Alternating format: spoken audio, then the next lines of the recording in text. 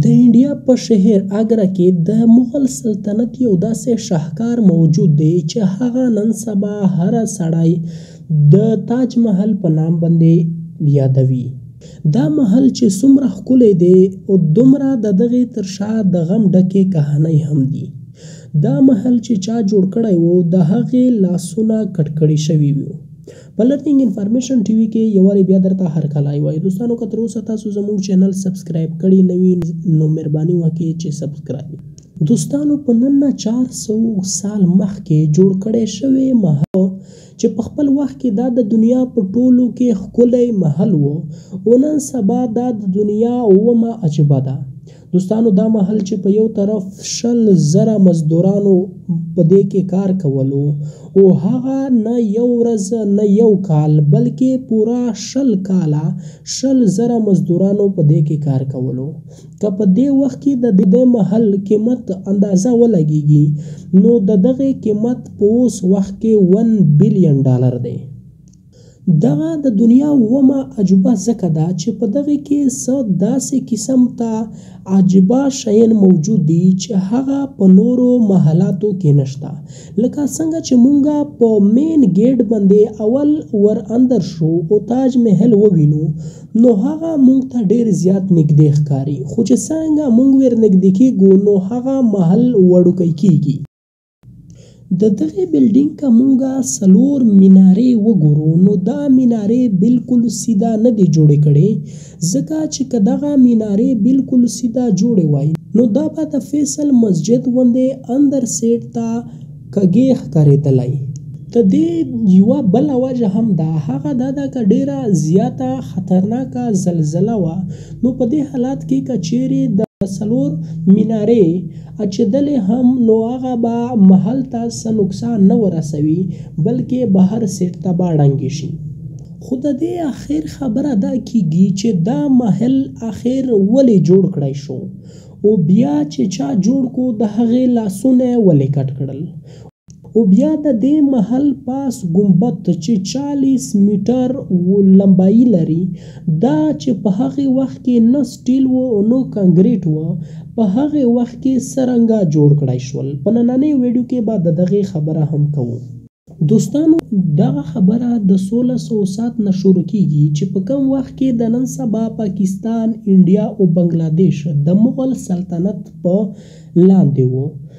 د مغل سلطنت سلطان چې د هغې یو زوی و چې نام یې خرم و او د هغې عمر 15 کاله و چې هغې په محبت باندې د یو جنۍ سره واده وکړلو چې د هغې جنۍ نام ممتاز محل و. د په خپل وخت کې ډېر زیات جنګونه وکړل او هغه ټول د وګټل نو سلطان دته د شاهجهان نام ورکړلو. د دې نام مطلب دی د دنیا بادشاه. د شاهجهان سلطان جوړېدلې نه بعد د 6 بیبیانې وې او په دغې کې دته په ټولو کې زیات محبت اولنۍ بیبي ممتاز محل سره و. چې کله دای سلطان جوړ شو نو په هغې وخت کې مغل سلطنت ډېر زیات جنګونه شروع کړل او مغل سلطنت ته په هر جنگ کې کامیابي حاصلېدله او په هغې وخت کې 2 کاله جنگ وشو او 2 کاله جنگ نه بعد مغل سلطنت جنگ وګټلو. اوس دوی د دغې جنگ خوښي منووله چې په دې وخت کې سلطان ته یو غمجن خبر راغو او هغه خبر دغه و چې د اول بیبي د دغې دنیا نه رخصت شوله. دی د دغې بیبي په غم باندې دومره غمجن شولو چې 8 ورځې د نه روټۍ وخوړله او نه نور څه خوراک وکړو او 2 کاله پورې د هیڅ قسم ته هم موسیقي نه واورېده او 2 کاله پورې د خوشبویي نه ولګوله. ممتاز محل چې کله وفات کېدله په آخري وخت کې دا وصیت کړی و چې زما په مقبره باندې دا په ټولو دنیا کې ښکلې مقبره جوړه شي. په دې وصیت نه بعد شاهجهان خپل وخت او د ټول سلطنت دولت د دې دپاره وقف کړلو. د په 1632 کې د تاج محل کار شروع کړلو او تقریبا 100,000 مزدوران یې د سلطنت د هر کونج نه راټول کړل. چونکې د ممتاز محل قبر د یمنا دریاب سره نږدې و نو په هغې ځای کې د محل جوړول ډېر زیات مشکل و. خو ده بیا هم خپل کوشش وکړو او یو محل په جوړول باندې شروع شو. په دې وخت کې نه صرف مزدورانو خپل کار کولو بلکې 1,000 هاتیان هم په دې کار کې د دوی سره وو. د نور دغسې هر قسم ته د ضرورت سامان دوی ته د سلطنت د طرف نه میلاو کېدو. د دې بلډینګ نقشه شاهجهان د خپل پلار او د نیکه د مقبرې نه واخیستله. د پلار د مقبرې نه یې د مینارونو نقشه واخیستله او د نیکه د مقبرې نه یې د بلډینګ نقشه واخیستله او دغسې د خپل یو تره د مقبرې نه یې د ګنبد نقشه واخیستله. نو د یو محل نقشه تیاره کړله. اوس په دې باندې کار کول شروع کړل. پوره 18 کاله 100,000 مزدورانو په دې محل کې کار وکړو او په 18 کالو نه بعد نور دغه محل تیار کړی شو. خو په دې کې اوس د سنگ مرمر لګولو کمی وه. سنگ مرمر چې کوم د آګرا شهر نه 400 کیلومتر لرې په راجستان کې موجود و.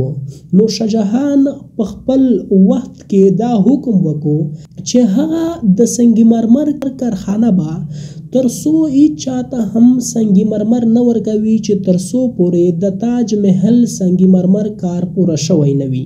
په 1000 هاتیانو باندې پوره 2 کاله دغه سنگ مرمر راوړل او دوی په دې محل کې ولګول. په دې محل کې په ټولو کې مشکل کار د دې محل ګنبد جوړول و چې تر نن ورځ پورې هم انجنیران تعریف کوي ځکه چې په هغې وخت کې نه خو سټیل و او نه کانکریټ و چې دوی ترېنه دغه ګنبد جوړ کړی و. دا محل چې کله تیار کړی شو نو په دې نه بعد شاهجهان د دغې جوړولو وال څه خاص مستریان راوغوښتل او د هغې نه یې لاسونه کټ کړل ځکه چې ده ویل چې داسې محل په دنیا کې بل څوک چرته جوړ نه کړي. د دې محل د حیرانتیا خو نورو هم ډېرې زیاتې خبرې دي.